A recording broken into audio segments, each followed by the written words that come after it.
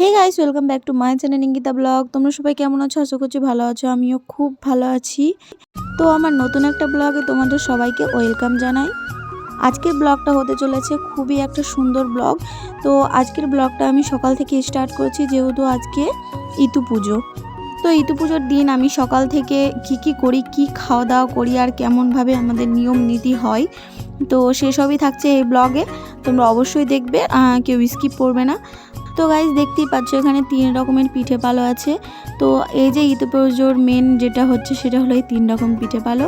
অনেক বাড়িতে, মানে অনেক বাড়িতে কি সব বাড়িতেই আমাদের এখানে এই 3 রকমের পিঠে পালো বা 3 রকম 4 রকম যে যেরকম পারে অনেক রকমের পিঠে হয়, সেগুলোও বানাতে পারো তোমরা।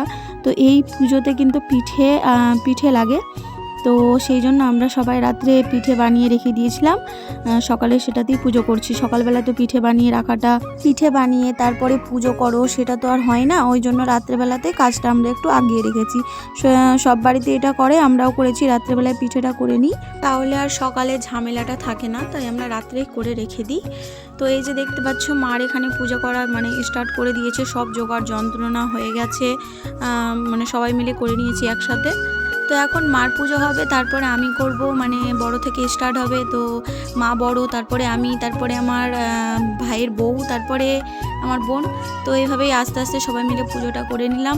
পুজো করার পরে দুপুরে একদম মিষ্টি খেয়ে থাকতে হবে, আর কোনো লবণ জাতীয় জিনিস আমরা খেতে পাবো না, মানে শুধু দুপুরেই। আর বৈকাল থেকে কিন্তু আমাদের অনেক রান্না হবে। তো অনেক রকম পদ রান্না হবে আমাদের বাড়িতে। মোটামুটি মা আর আমি গন্তি করেছিলাম দুপুরবেলায়। তো সেটা হচ্ছে 17 রকম মতো রান্না হয়েছিল আমাদের, 11 কি 17 এরকমই আছে।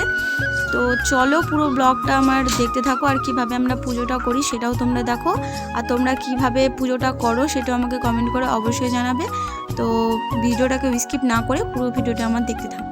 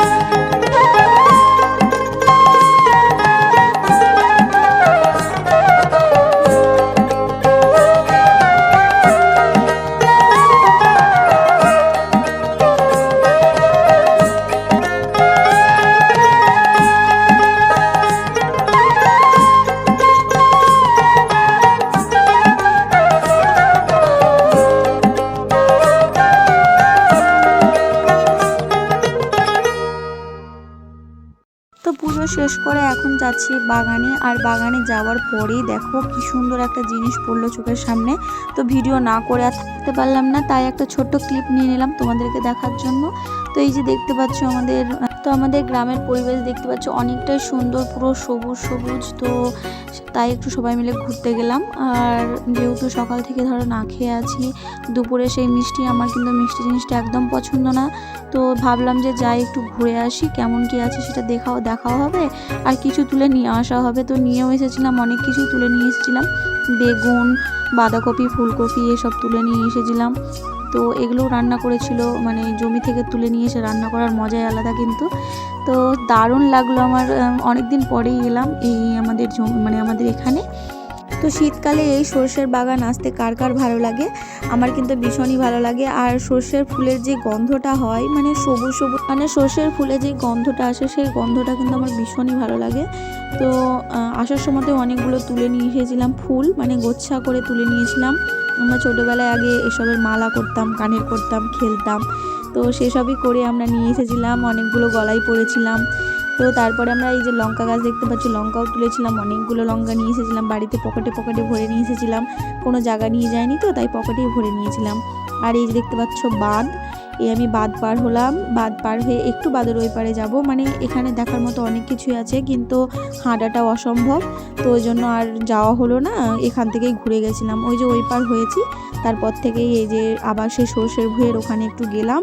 মানে এখানে আরও সুন্দর, এই বাগানটা আরও সুন্দর। তো তারপরে আমরা চলে এলাম, এই যে দুপুরের খাবার খেয়ে নিয়েছি, এখন আমরা তরকারি কাটতে বসে গেছি, সবাই মিলে তরকারি কেটে নিচ্ছি।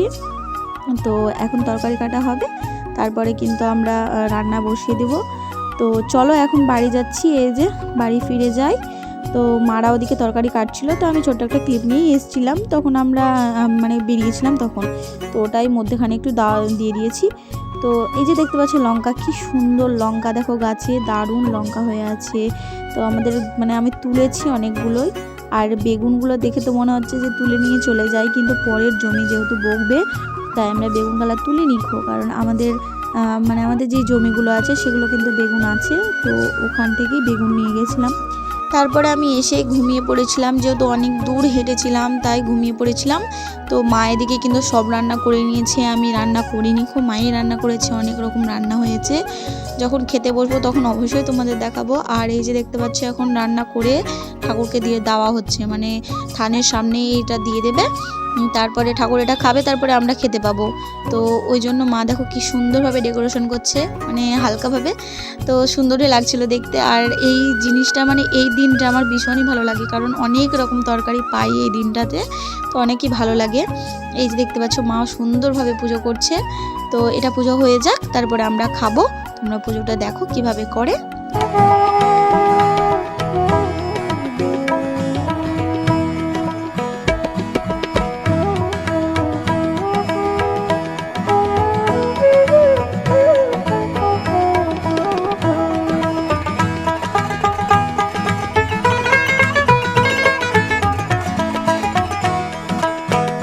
তো এদিকে ঠাকুরের খাওয়া হয়ে গেছে, আর আমরাও খেতে বসে গেছি। এই যে দেখতে পাচ্ছ অনেক রকমের তরকারি হয়েছে, কি কি হয়েছে ভুলে গেছি, তো সেটা আর বলা যাচ্ছে না, পাতে দেখতে পাচ্ছ কি কি খাচ্ছি। তো যাই হোক না কেন, আজকের ভিডিওটা আমি এখানেই শেষ করলাম। ভালো লাগলো অবশ্যই লাইক, কমেন্ট, শেয়ার, সাবস্ক্রাইব।